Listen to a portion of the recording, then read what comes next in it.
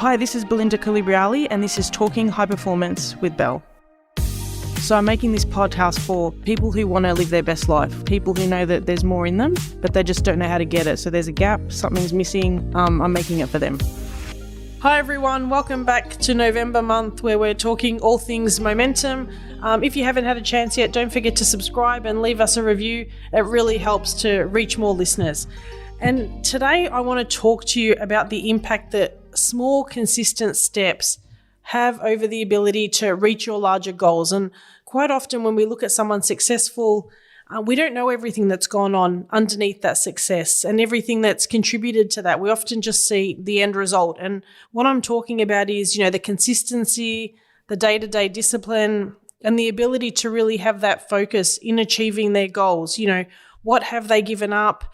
What are they still continuing to give up? And the list goes on and on and on. And quite often it's these small steps over days and weeks and months that leads them to living a life that they're passionate about and gives them those really big wins. And for a high performer, it's the ability to shift gears and to do more than the average person does that really takes them to that next level and sets them apart. And today that's what I want to chat to you about. I'm going to chat to you about, what are those baby steps that accumulate over time to give you those extraordinary results. But the first thing to do when we do this is to understand what exactly do I mean when I talk about a small win. And a small win, a baby step. So when I think about small wins, it's what are those baby steps that might not seem large on their own, but when you add them together, like the pieces of the puzzle, they collectively contribute to a sense of real progress and a sense of momentum and forward motion. And for myself, an example of this was when I was writing my book. So, I had a book coach. I researched a company that could help with this. Then it was about creating a mind map, so getting everything out on a piece of paper, which looked like a big mess, which had scribble all over it, which was rewritten about 100 times. Then it was about structuring the chapters, breaking them down into smaller parts, moving them around again, taking out parts, adding parts in, and rereading and rewriting it about 100 times.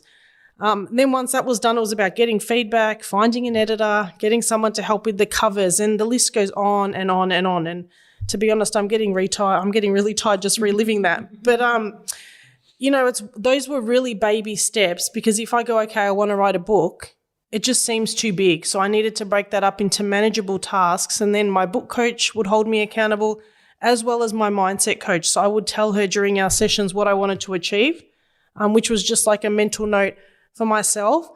And then next time we'd have our next session, we'd talk about that.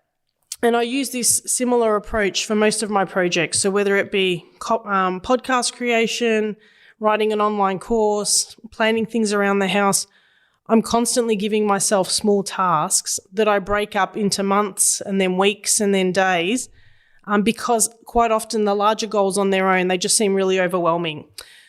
And so when we talk about the significance of these small wins, they play a really important role in both our personal and our professional growth. And if we talk about it on a personal level, when we set achievable goals and we accomplish them, it triggers a release in our brains that goes, you know what, I can do this. So because I can do this, I'm capable of making progress and I'm capable of doing more, and which boosts our confidence, and it encourages us to take on more challenges, step out of our comfort zone and be more courageous.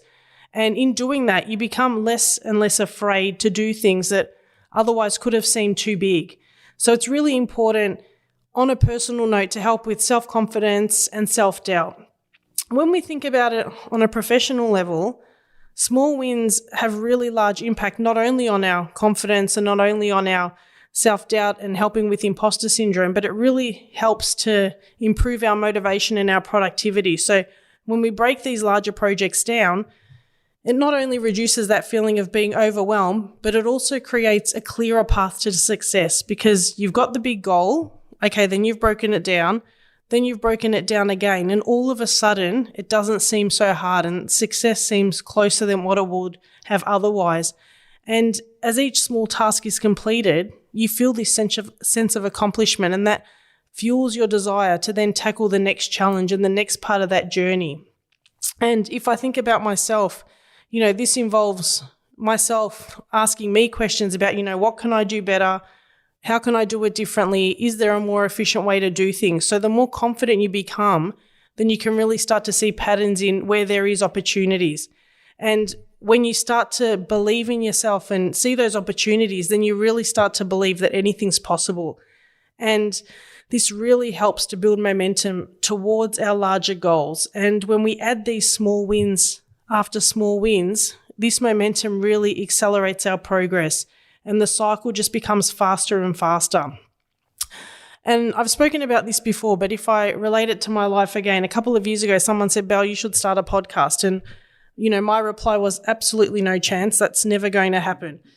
And then about a year later, I really began to think about it and put the steps in place. And fast forward it to now, we're nearly a year in and I love it. And now it's going to lead, it's led to a YouTube channel, more videos on social, et cetera, et cetera. And it's these small wins that you become comfortable with and it leads to larger goals and larger progress.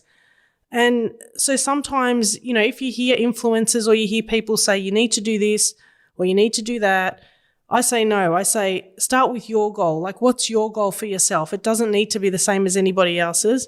And then think about, where do you want to be in 1 year, in 3 years, in 5 years' time? How do you want your life to look? How do you want your life to feel? And once you've done that, then work backwards in creating those goals. So when I left my optical businesses, I knew the life I wanted to create. I could feel it. When I thought about it, it really excited me. And so it was much easier to leave. And then I worked backwards and created those small steps to make that happen. Like, I began building that dream life. Not to say every day is perfect, and the steps don't need to be clear straight away, but it's that momentum that you build day in and day out and those tweaks that you make that really gives you clarity moving forward and really allows you to create a path that's congruent to you. So if you think about these small wins in your life and how you can implement these, sometimes it can feel a bit overwhelming. So I want to give you 2 ways today that you can begin to do just that. And the first thing is, I want you to look at your habits and think about whether they're sustainable or not. So we can have habits and they can be positive or negative ones. But a sustainable habit is one that's positive, that really creates that balance and allows us to move forward. So it's about making that habit really consistent and being really disciplined. So if you think about a goal that you have, what are the habits that you have around that goal? Like, are they positive or negative? Are they helping you or are they hindering your progress? And then if they're hindering you or they're negative, I want you to flip it and make it one that will serve you moving forward. Create those small little wins and change that pattern that will lead you to your larger goal. Then the second one is to double your level of productivity by looking at your calendar. So you may have goals and you may be productive, but how do you magnify that? Because high performance is all about how do we do things better than we've done them before and how do we reach that next level? And this is about looking at your current routine. For some people, it's adding things into their calendar. For other people, it's being more strict with what's in their calendar. For other people, it's taking things out of their calendar that aren't serving them. So this part's about going into detail and really having a look at your calendar and tweaking, what can I do a little bit better? What's working well and what isn't working? And then actually making that change around that.